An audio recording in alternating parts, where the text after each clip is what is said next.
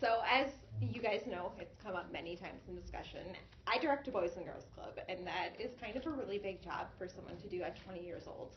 It's an even bigger job for someone to do at 19 years old when I got the job. When I was hired, I had no clue how to manage people.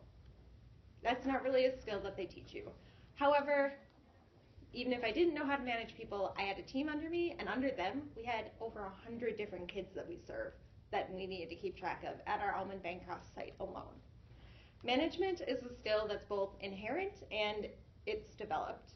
Well, I was, or at least I like to think, that I was born with natural management finesse because I have developed the skills and I can manage people now. I was never taught the skills of managing people. It's not something that I really had a ton of experience with in school or that I had a ton of experience with before. When I went into the job interview for this position, I was coming up from being the assistant program director, which just means that I did all the lesson planning. And then my director had stepped down, so I was filling in for interim. So I was doing the job already, so it logically made sense that I should apply for it and see if I can get the job. But I didn't really know all of the soft skills that were going to be required of me to really do this job. However, even though I didn't know at the time what I needed to know, I took the challenge as an opportunity to develop myself, and over the past year, I have been learning a lot about what it means to be a manager, a boss, and most importantly, a leader at only 20. So today I want to share with you a little bit about what I've learned and share with you the importance of being a leader instead of a boss, because those are two very different things. The first way that I've learned that is most important for being a leader is to model the way that you want your staff or your employees to work. You need to show them what you want them to do alongside them instead of just telling them from the top of the pyramid. You need to be working alongside your staff, working alongside your employees, and setting the standard of excellence that you want them to live up to. The standard of excellence is something that you should hold yourself to the highest of. Expect more of yourself than you do of anyone else, because then those other people around you will just naturally meet those expectations. Also, you need to be transparent about your shortcomings. I'm very open with my staff that I'm 20. I don't know everything. I don't know how to handle every situation. But I'm very open about the fact that if I don't know something, I will go to someone who does know that, such as my superior or even just the internet sometimes, about finding ways to better deal with a child that has oppositional defiance disorder or some other mental health disorder that I've never even heard of before. But I give them a smile and say, we'll figure it out. Also, another thing that you want to do is you want to admit your mistakes and keep the door open for your staff. You really want open communication with them, because in order for you to model what you want them to do, you need them to be able to ask questions and make sure that they understand what you want of them. The second thing that I found leaders do, as opposed to bosses, are enable others to act. My job as a manager is to manage other people working, not to do the work. And that has been such a hard lesson for me to learn. I've always been the type who just does everything myself, because that way I know it's done correctly. And that's been something that I've really needed to learn to let go of. Delegating work is important. People respond really well to being given responsibility.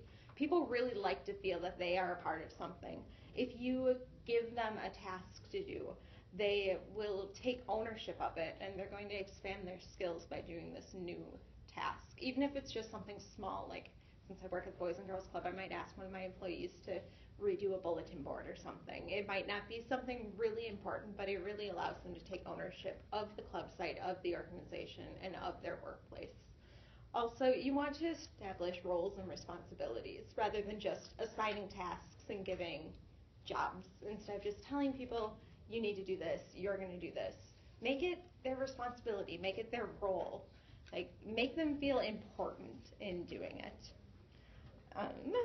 Here, the third thing that I wanted to say, and this one I think is really the most important, and it's something that, again, it's been something that I've come to learn over the past year, is you need to focus on people before you focus on progress. As the director, even though we're a nonprofit, we're not looking to meet like these crazy budget I don't even know the terms. Sienna's not here. But, we're not looking to meet these crazy business goals, but we still are trying to meet these expectations. We're trying to serve so many kids. We're trying to meet these grant expectations and execute these other grants in certain ways. So there is a lot on my to-do list, and there's a lot of things that I have to make sure that I get done every day and every week and every month. But the important thing is to step away from that and remember that first and foremost, I'm working with a group of people, and those people are working with another group of people, and that's really what is important, is the people. You have to intentionally try to connect with your staff.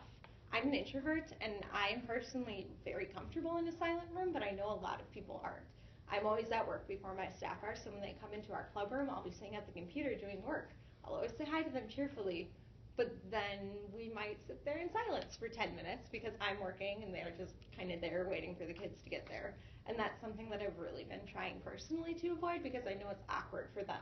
And it really, those 10 minutes, I have to ask myself, how valuable is that work I'm going to get done in those 10 minutes as opposed to talking to my coworkers about how their finals are going, how their classes are going, what they're planning to do with their weekend. It really does make a difference taking an interest in their personal lives. Another thing that I found is you really have to motivate by being positive. It's not easy, especially at this time of the year. We're all feeling burnt out. But one of my friends told me, I told them I don't want to go to work today. I am so tired. I was just like, well, aren't you the boss? Aren't you the person who's supposed to want to be there more than everyone else? I'm like, I don't know if that's exactly true, but you have to at least fake it and make it seem like it's true. Because if the boss doesn't want to be there, if your leader and your team leader has a bad attitude, none of the other team members are going to want to come. So just being positive, having a great attitude, and building an environment of positivity really does make a big impact. The last point that I wanted to make is you really need to tell people how much you appreciate them, and tell your staff. You need to identify and applaud what they're doing great, their strengths. Well, it's important to point out areas that can be improved, especially when working with kids. It can be things like, well, this behavior management, maybe next time you can try this. But it's kind of like that compliment sandwich where it's always more important to point out what people are doing right, because positive reinforcement is just as important as negative reinforcement in developing good skills.